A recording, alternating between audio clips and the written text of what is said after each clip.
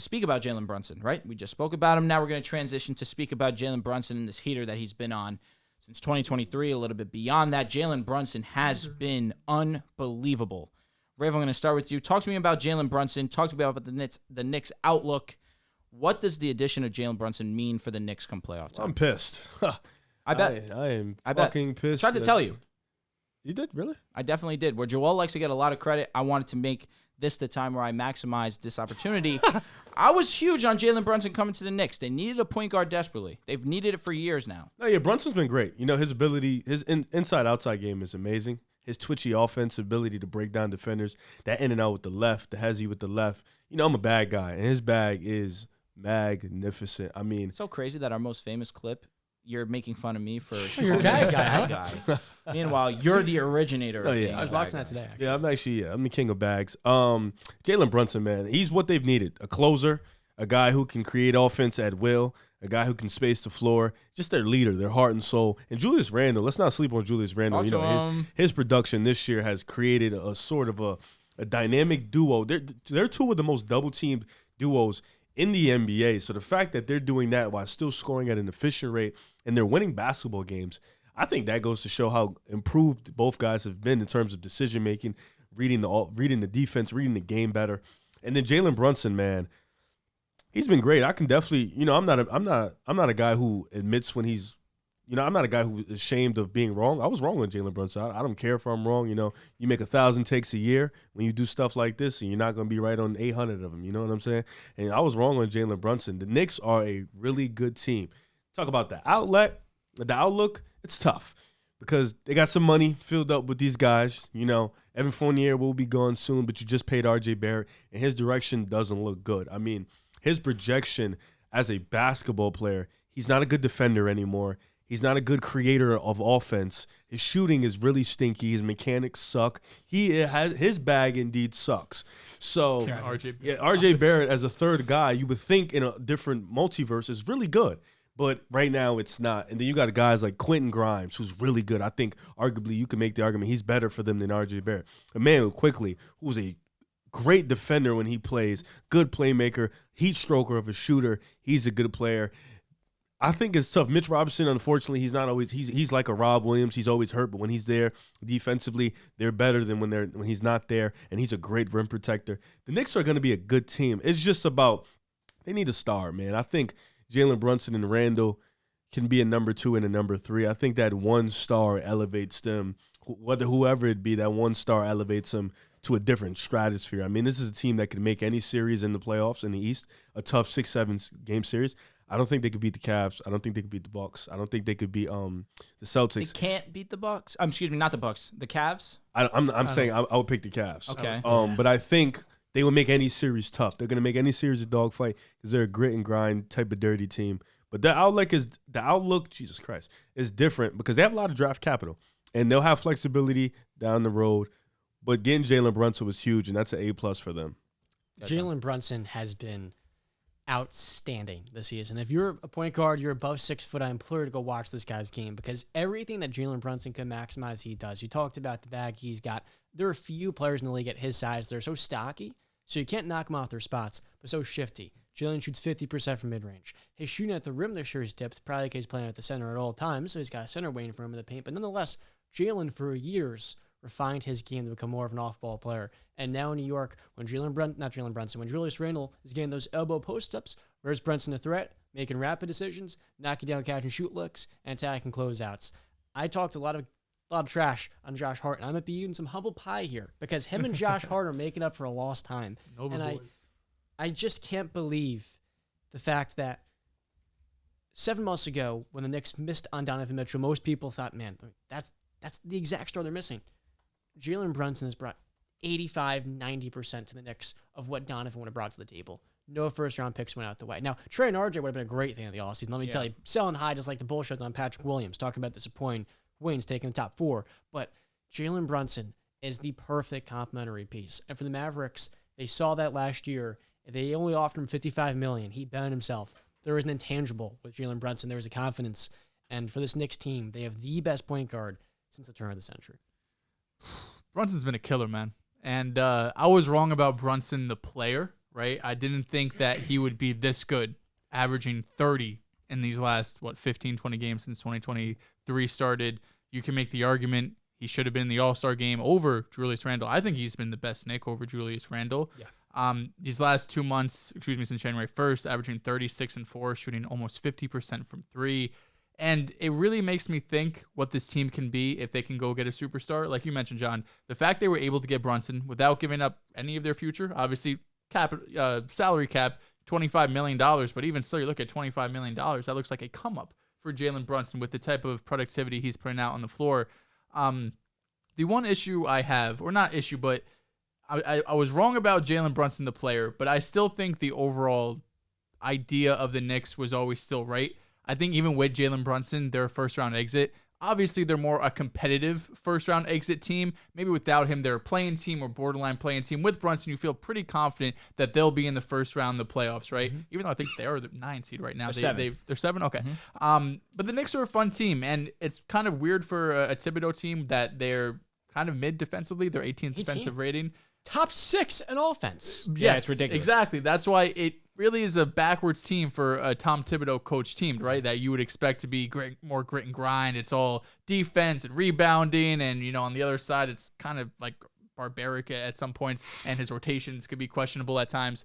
But what Brunson's brought to this team and the city, I think, more than anything, is just some hope, some positivity, right? You have Julius Randle, his first year spectacular. His second season was a borderline disaster. You draft RJ Barrett, number 3 overall. You see some progression, but now he's kind of flattened out. First year was bad. Second year was fantastic. Amazing. And then third year, Randle, 2020 was quite forgettable. Yes. And then RJ Barrett, you drafted number 3 overall. You're having all of this hope that he could be the franchise, the superstar, be the best player on a championship team, the 2 guys that go before him. And unfortunately, he's kind of plateaued at this point and is kind of looked at as, I don't want to say what could have been, but he almost is being ruled out at this point. We're not really looking at RJ saying he could progress, he could become better, be more efficient. Give me a boom dub.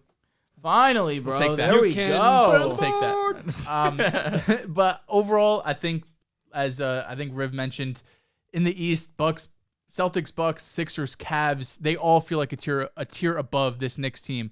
I do agree that Brunson maybe gives you about 80% of Mitchell, but that 20% matters a lot, right? Donovan Mitchell, what he could do, especially in the playoffs. Not that Brunson can't elevate his game. We saw that last season with the Dallas Mavericks, but it does feel like the Cavs, possibly the one team that could get past. But I just look at that team overall. There's really nothing on the Knicks I look at and say, I wish I had this over anything on the Cavaliers. You have the Twin Towers down low. You have playmakers in Garland, Donovan Mitchell. Okoro has been playing a lot better this season than he has in the past 2. So I look at that Cleveland team as really the only one they probably have a chance with. The Sixers maybe an outside chance. I just think Embiid would really dominate, even with Mitchell Robinson being there. But I think if you're a Knicks fan, you obviously have to be happy. This is a come up of a contract, $25 million per season for one of the best point guards in the NBA. As we've mentioned, all of the draft picks. So next offseason, hopefully go out, get a superstar, pair him with Jalen Brunson. Now all of a sudden, Randall's your third best player. RJ Barrett, there's no pressure on him. And you can see what you can do in the East. Jalen Brunson in his last 20 games is averaging over 30 points per game, almost 6 assists, 4 rebounds. In that span, he's shooting 51% from the field, 47% from 3, and this is on 5 attempts. He has been unbelievable. And I firmly believe this, especially with the Nets essentially completely altering their roster. I tweeted this also. The Knicks are a playoff lock for me. I think the Knicks are 100% a top 6 playoff lock. This offense has been fantastic, led by Jalen Brunson recently, but Riv said it perfectly. You cannot ignore what Julius Randle has done this year consistently, night in, night out. You can bank that he will have at least 25. He has been phenomenal. Now, you guys also did allude to this a little bit. Defensively, I'm shocked that they are not nearly as good as they should be, but it makes a little bit of sense. They are a little bit undersized at the guard position. We can show some respect to Quentin Grimes, though. Defensively, he is awesome. You would like that Quentin's three-point shooting would be a little bit better, but right now it hovers around 33, 34%. Might be better than RJ.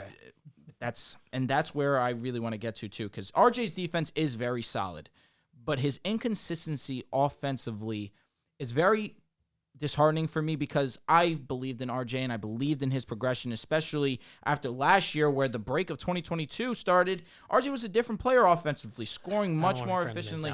Yeah, I really don't want. I definitely am not preying on RJ's downfall. I definitely wanted to see him do well. You don't get a nickname like Star J, and unfortunately, you're not a star. It's really disappointing. You got the nickname before you proved it. How awesome is it, though? Keep it stacked. It's one of the best I've ever heard. But really, it is dependent on RJ whether they are going to make it past the first round, because what they are missing is a third option, a strong third option. And RJ right now just happens to be that third option. It just can't be. It simply cannot be. Where we can appreciate what the Knicks are doing. Yes, I do believe that they will be a top 6 lock. It still does not mean that they're getting past the first round. But to talk about Jalen Brunson, we have a would you rather. Jalen Brunson edition. Oh, let's do it. 2.0. 2.0, absolutely. But I wanted to make sure that we did this now to pay him the respect that he deserves, because what he has been doing recently. Shame doing this without Joel. He would just be in his That's glory. also another reason why I decided to do this. We have to give Joel a special shout out because he was the one that inaugurated the Would You Rather trend. He was the one that called out Jalen Brunson this offseason, saying, look what he did without Luka. Look what he did in the playoffs, cooking Donovan Mitchell. And RJ Barrett, Joel was on for a little bit. He was off. He was right about RJ, too. And, I give him a little tribute here for this. He was right than wrong than right. Round of applause for Joel, absolutely. He flipped That was a quick. He flipped so quick. I'll be honest applause. with you, he can't get RJ Barrett. No, He like, can what get are we Jalen Brunson. doing? He can't get RJ Barrett. Most improved player. Star I'm J. talking to you, RJ Barrett. That's going to be you. And then 2 months in, he was done. And then RJ started to play great basketball. And then he was caught in limbo. I don't know what to do. Last year, he was going nuts. And then suddenly, that's it. He's done on RJ. Suddenly, he's done on RJ. He And can get Jalen Brunson, though, undoubtedly. oh, Jalen Brunson, he gets the W. Against Utah, I definitely did question it because Utah's defense was piss poor. But I never questioned the move to the Knicks because I understood they needed a point guard. Facts. Absolutely. But 100%, Joel Moran, I know you're listening. We miss you, Ken. And fun fact, before we jump into this, defense. Jalen Brunson this year, second in charges, second in contested threes. The one player ahead of him is Evan Mobley in contested threes. He may be undersized, but you give effort. Yes. And that's all you can ask for, especially for undersized guards. So, again, this is Would You Rather Jalen Brunson edition. shit. 2.0. Do it. First Not name slowly, up, We're going to do that. Darius Garland. Oh, Darius Garland. Sorry. I love him, but Darius Garland. Man, this season Brunson's been better. I don't think That's there's why much I said debating it. that. I think we understand that talent-wise, you go with Easily. Garland. Yes, in a vacuum, it's Garland, but this season Jalen Brunson has been better. One guy's the number 1, the other guy's the number 2, playing behind Donovan Mitchell. So, and Garland's been heating Jalen up Brown's lately. getting 27 as number 2. Well, Jalen Brown's a dynamic scorer. Garland's a dynamic scorer and playmaker. That's fair. How many assists And is he averaging, Garland, you know? he fucked up his eye earlier in the year. He did. Laceration, man. He What a did. rough injury.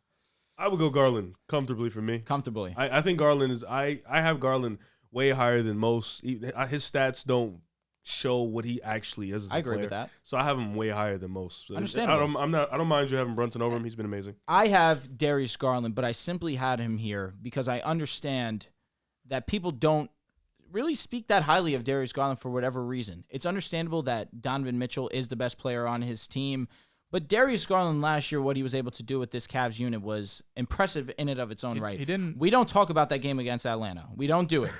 We don't They do it lost. because it was horrific. It was horrific. But I do understand his talent. And that it Nets is close, game, though. That Nets game last Oh, year. no, he ate. That was He went crazy. ridiculous. He can do what Brunson can do inside and out, but he's skinnier. He's faster. His handles is way more tighter. More athletic. He's a better playmaker. by far. Low-key a better shooter at times. Oh, better shooter. Yeah, so it's like Brunson has been amazing shooting this What- year, 3-point. though. 3-point. Yeah, He's got what that Garland can do to a defense in terms of just breaking them down and then in the pick and roll. He's just Shooting so good. is close, bro. I'm being Brunson's been honest. shooting his Brunson's ass been off. unbelievable. 41 Oh, or yeah, 2% on Brunson's the year been from amazing. 3. I just said think- in his I think last 20, Garland's- he's shooting 47%. I think We're Garland's a comparing better two pure elite point shooters. guards. Yeah. Yeah? To what? We're comparing 2 elite point guards. Oh, I think this is on this. I think Garland's a better pure shooter. Next name, Kyle Lowry. What the Oh, fuck? Jalen Brunson. Jalen Brunson. I needed a clean W for Jalen Brunson. I needed a clean W. Lowry. Next name, Jamal Murray. Eileen I would- Brunson. Yeah, I would say for this year, especially durability too. You go Brunson. I'll go Brunson. I'm going Jamal Murray. I Really? understand Respects. who he is when he's healthy. He's a savage. He is. I understand that they still haven't really they haven't cut the cuffs off of him and they haven't let him go fully, but I think that at their best, Jamal Murray's still better. Next name, Tyler Hero. Jalen Brunson. I'm going Brunson. Where are you going? I'm going Brunson. Okay. Why? I think he's a better scorer. That's Playmaking it. is All you- relative. that's it. That's all you need? Because Tyler Yeah, Hero's only a that's it. scorer. Yeah, that's it. And That's fair. playmaking, He's a good player. I'm going Brunson. yeah. Okay, that's fair. Next You name. didn't pick Dehls. Brunson. I wanted to hear the logic. Next name. This is really for Riv. Cade Cunningham. Cade. What are we talking about? Start a franchise? Who would you rather? Brunson. I would rather Cade. Brunson's obviously playing better because he's injured, but Cade 6'7", IQ for the game is nuts. You want to allow recency bias to enter your head right now. I just think that this one's tough because Cade wasn't ready to be put in that conversation yet because he was in year one, got hurt, started slow. Then year two, was playing slow, got hurt again. So Brunson's playing better right now. He's the better player right now, but I would take Cade Cunningham. If the Pistons learn how to build around Cade, I'll take him. But until they figure out that, no, I'm taking Brunson. Potential could get you killed. Right now, Jalen Brunson's playing an all-star level. We think Cade could get there. We think he'd be even better than an all-star. Potential, of course, you would take Cade. But right now, I mean, it's obvious. Cade isn't even playing. Brunson is the better player. Him being Probably in will be Detroit for the next you couple said of it- years. You said it very perfectly. Being in Detroit does worry me with Cade, but I still believe in Cade's ability. I still believe in his talent. Right now, the obvious answer is Jalen Brunson, but talent and potential, 100%, I lean Cade Cunningham.